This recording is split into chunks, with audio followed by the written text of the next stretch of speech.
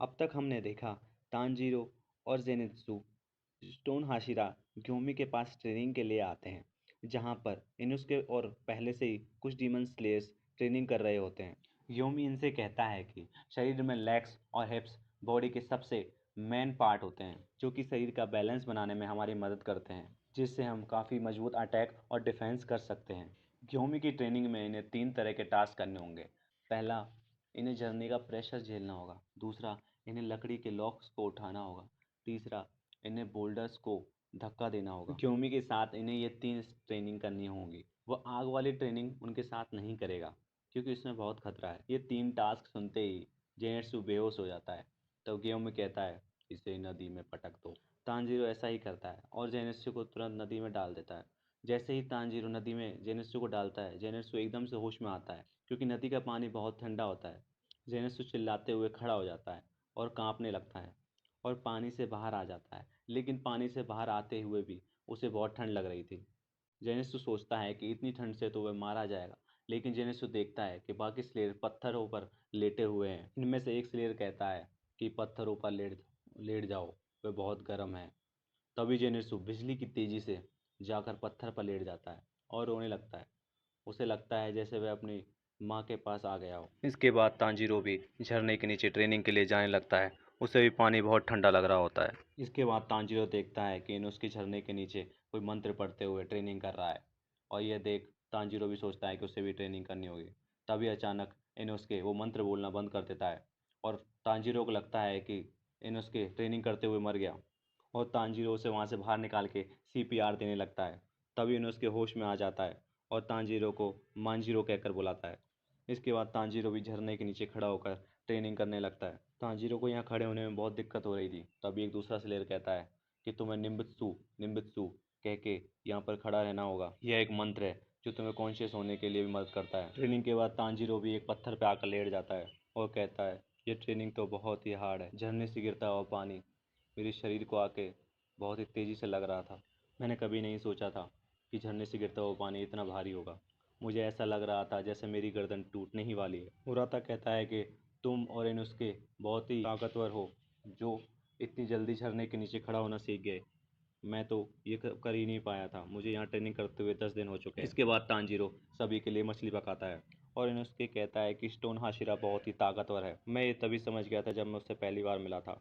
और इनुस्के यहाँ मछली के साथ साथ उसके कांटों को भी खाने लगता है। तांजीरो भी कहता है कि उसे भी ऐसा ही लगता है।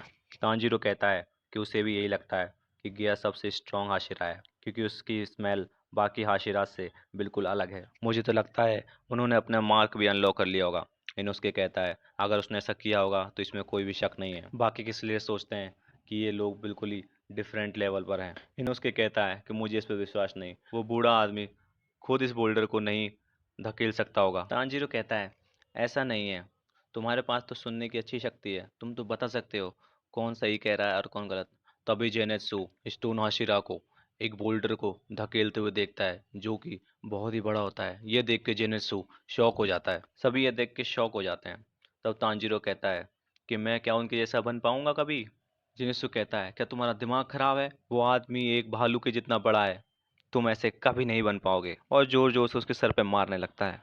वो कहता है वो कितना तगड़ा है और तुम एक बोने हो। और यहाँ पर खाना खाने के बाद जेनेत्सु और तांजीरो फिर से झरने के नीचे ट्रेनिंग करने लग जाते हैं। तभी जेनेत्सु डूबने लगता है और उसे बचाने के लिए तांजीरो भी जैसे आगे बढ़ता है, वो भी डूबने लगता है। इसके बाद फिर से दोनों झरने के नीचे खड़े हो जाते हैं और यहाँ उनकी झरने वाली ट्रेनिंग पूरी हो जाती है। अब उन्हें लकड़ी के लॉक्स को उठाना है। यहाँ तांजीरो लकड़ी के लॉक्स को उठाने की कोशिश करता है और वह उन्हें उठा लेता है।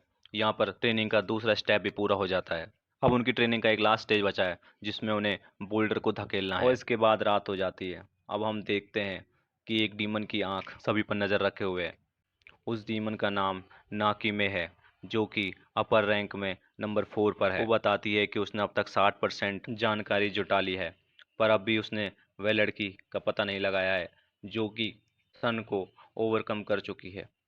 और यहाँ हम देखते हैं उसके सामने मूजान बैठा है, जो कि कहता है कि तुमने बहुत ही अच्छा काम किया है। और मूजान नाकिमे को और भी एरिया को सर्च करने के लिए कहता है, और नाकिमे अपने काम पर फिर से लग जाती है। और इधर तांजीरो बोल्डर को धकेलने की कोशिश कर रहा होता है। पूरा दम लगाने के बाद भी वह बोल्डर को बिल्कुल भी धकेल नहीं पाता और वह एकदम से गिर जाता है और उसकी चप्पल भी टूट जाती है। तभी यहाँ पर कुछ स्लेयर दिखाए जाते हैं जो कि इस ट्रेनिंग को छोड़कर जा रहे हैं। वो कहते हैं ये ट्रेनिंग हमारे लिए बहुत ही हार्ड है, हम इसे नहीं कर पाएंगे, पर हम तुम लोगों का सपोर्ट जरूर करेंगे। यह सुनकर तांजीरो खुश हो जाता है और उन्हें थैंक यू बोलता है। और तांजीरो कहता है कि अगर तुम लोग हमें बैकअप करोगे तो हम डीमन से अच्छे से लड़ पाएंगे और मिलकर मूजान को हरा पाएंगे। इसके बाद तांजीरो फिर से बोल्डर को धकेलने लगता है।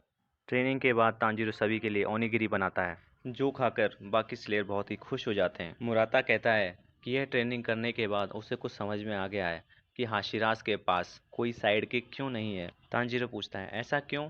बाकी लोग कहते हैं क्योंकि ये ट्रेनिंग बहुत ही हार्ड है और कोई भी यहाँ टिकता नहीं, सब भाग जाते हैं। इन उसको को ही देख लो, जब से वो आया यहाँ ट्रेनिंग के लिए आया है उसकी हालत ही ख़राब हो चुकी है। और वह कहते हैं कि हाशिराज बहुत ही अमेजिंग है। बाकी के स्लेयर्स तांजीरो से कहते हैं कि तुम खाना बनाने में बहुत ही अच्छे हो। तांजीरो कहता है कि मैं एक कोयले बेचने वाले का लड़का हूँ, तुम और क्या सोचते हो? खाना बनाने के लिए हमें आग को कंट्रोल करना होता है। इसके बाद तांजीरो सभी को ग्रिल्ड ओनिगिरी भी खिलाता है। इसे खाकर सभी को अपने घर की याद आ जाती है।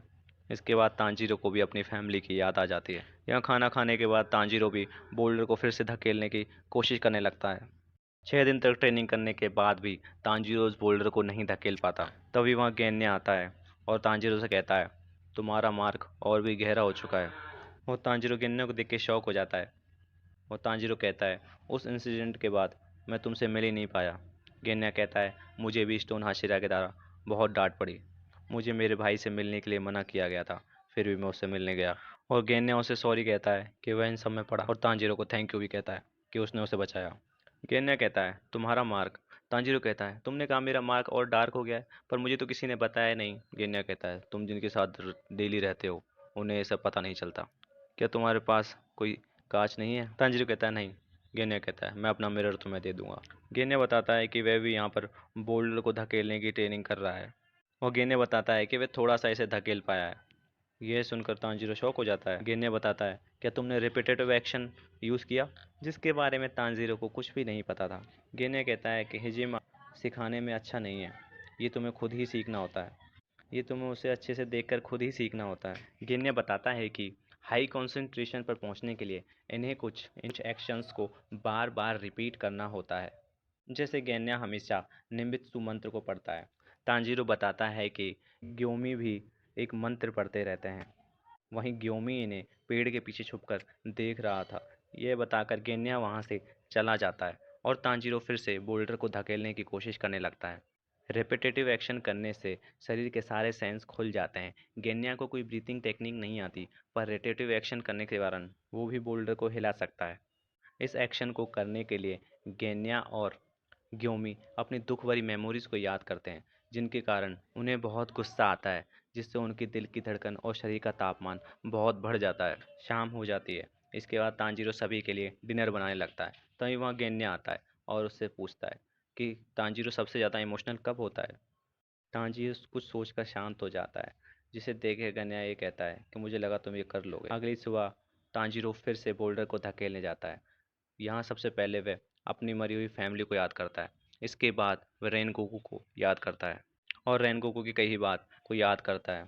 उसने कहा था कि अपने दिल की अग्नि को जलाए रखो। इसके बाद तांजीरो का मार्ग मैनिफेस्ट हो जाता है, लेकिन फिर भी तांजीरो उस बोल्डर को धकेल नहीं पाता।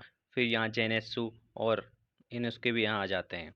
तांजीरो 1 घंटे पहले ही ट्रेनिंग के लिए आ गया था।